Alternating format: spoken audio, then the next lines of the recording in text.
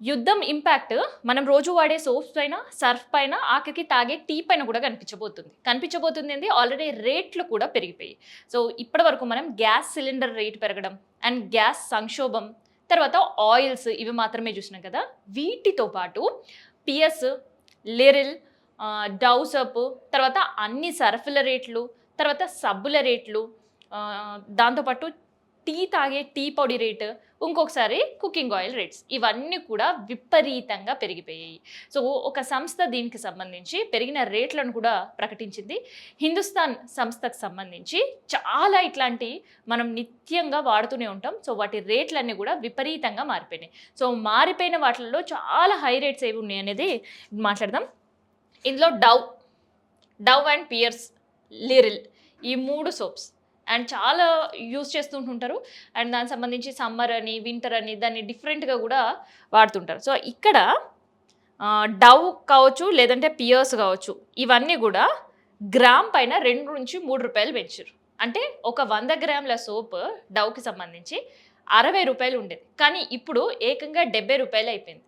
And పియర్స్కి సంబంధించి rate మనం చూస్తే 45 రూపీస్ పెరిగిన పరిస్థితి. అండ్ లిరిల్ సోప్ చూస్తే 41 రూపీస్. ఇదంతా కూడా 100 గ్రామ్స్ సోప్ గురించి నేను చెప్తున్నా. సో ఇదనమాట పెరిగిన సోప్ రేట్లు. సో సోప్స్ తర్వాత ఇంకేం పెరిగాయి అయితే ఇక్కడ లిక్విడ్స్, కానీ లిక్విడ్ రేట్స్ ఎలా ఉన్నాయో అలాగే ఉన్నాయి. కాకపోతే పౌడర్స్, సర్ఫ్ వాడుతుంటుంటారు కదా, ఆ సర్ఫ్ రేట్లు పెరిగాయి. ఈ సర్ఫ్ రేట్లు ఎలా పెంచారంటే వెయిట్ని బట్టి 5 నుంచి 10 రూపాయల వరకు రేటు పెంచారు. సో మారిన రేట్లతోటి ఈ మంత్ మిడ్లో ఎవరైతే కొనుగోలు చేస్తారో వాళ్ళపైన ఖచ్చితంగా ఈ ఇంపాక్ట్ అనేది మనకి కనిపిస్తుంటుంది. అండ్ ఇప్పుడు టీ పౌడర్స్, సో టీ లేనిదే ఎవరికైతే రోజు గడవదు అంటుంటారు కదా, సో ఆ టీ పౌడర్ రేట్లు కూడా ఇప్పుడు పెరిగిపోయాయి. సో ఈ టీ పౌడర్ రేట్లు వాటి బ్రాండ్, ప్రీమియంలు, అట్లా క్వాలిటీలు, గ్రీన్ టీలు, రెడ్ టీలు, బ్లాక్ టీలు, అలా కథ టీలు ఉంటాయి కదా. సో అన్ని టీ పౌడర్స్ పైన రూపాయి నుంచి 20 రూపాయలు పెరగబోతుంది. సో టీ పౌడర్ రేటు పెరిగిందంటే గల్లీ దగ్గర నుంచి రెస్టారెంట్ వరకు కూడా టీ రేటు కూడా పెరిగే అవకాశం ఉంటుంది. సో ఇక టీ పౌడర్ రేటు పెరిగిందంటే ఛాయ్ రేటు పెరుగుతుంది. అది డబ్బా ఛాయ్ అయినా ఇక కాస్ట్లీ అవుతుంది.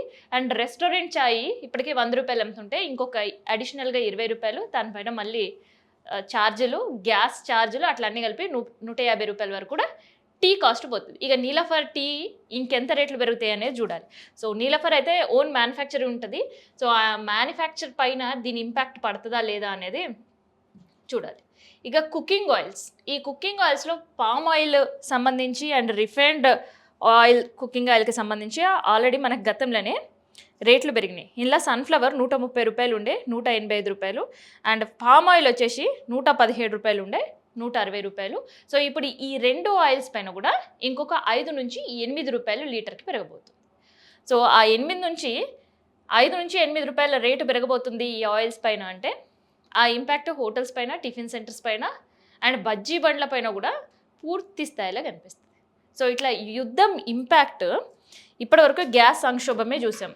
డొమెస్టిక్ యూటిలైజ్ చేసే గ్యాస్ కూడా కొరత ఏర్పడే సిచ్యువేషన్.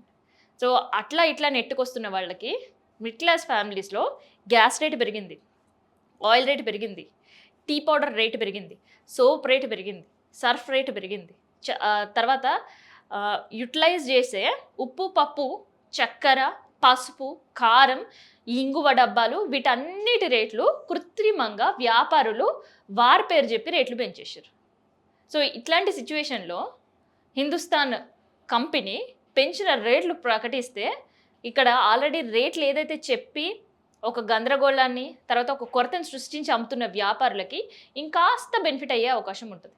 సో ఇక్కడ వీళ్ళు రేట్లో 5 నుంచి 10 రూపాయలు, తర్వాత 2 నుంచి 3 రూపాయలు గ్రామ్కి అని చెప్పినప్పటికీ సో దానిపైన ఇంకా వీళ్ళు రెట్టింపు రేట్లు వేసే అమ్మే అవకాశం ఉంటుంది. ఇంతకీ ఈ రేట్లన్నీ పెరగడానికి యుద్ధానికి ఏంటి సంబంధం? ఇవన్నీ కూడా మ్యానుఫ్యాక్చరింగ్ మన దగ్గరే. కాకపోతే యుద్ధం ఇంపాక్ట్ అని ఎందుకు కంపెనీలు చూపిస్తున్నాయి అంటే ఇక్కడ వస్తువులు తయారైనప్పటికీ ప్యాకింగ్ సంబంధించిన ప్లాస్టిక్ ఉత్పత్తి అంతా కూడా విదేశాల నుంచి మనకు జరుగుతుంది. ఇక హార్మోస్ గురించి అయితే మనం మాట్లాడుకోవద్దు, ఇప్పటికే అందరూ కూడా తెలిసిన పరిస్థితి గ్యాస్ సంబంధించి. అయితే ఈ వస్తువులు మెయిన్గా పెరగడానికి కారణం ఏంటంటే ఒకటి ప్యాకింగ్ చేసే ప్లాస్టిక్, 2 ముడి సరుకు. సో ముడి సరుకు పైన పూర్తిగా విదేశాల పైన డిపెండ్ అయి ఉంటుంది భారత్ కాబట్టి. సో ఆ ముడి సరుకు రేటు పెరగడం అండ్ ఆ క్వాంటిటీ తగ్గడం, దీంతో ఈ ఇంపాక్ట్ అంతా కూడా ప్యాకింగ్ పైన కనిపిస్తుంది. సో అట్లా నిత్యావసర వస్తువులన్నీ కూడా మిడ్ క్లాస్ బడ్జెట్కి దూరంగా ఉండే పరిస్థితి అయితే వచ్చే నెల సరుకుల నుంచి అండ్ ఈ మంత్ మిడ్లో ఎవరైనా కొనుగోలు చేయాలి అని ప్లాన్ చేసుకునే వాళ్ళపైన అయితే పూర్తిగా కనిపించే అవకాశం కనిపిస్తుంది.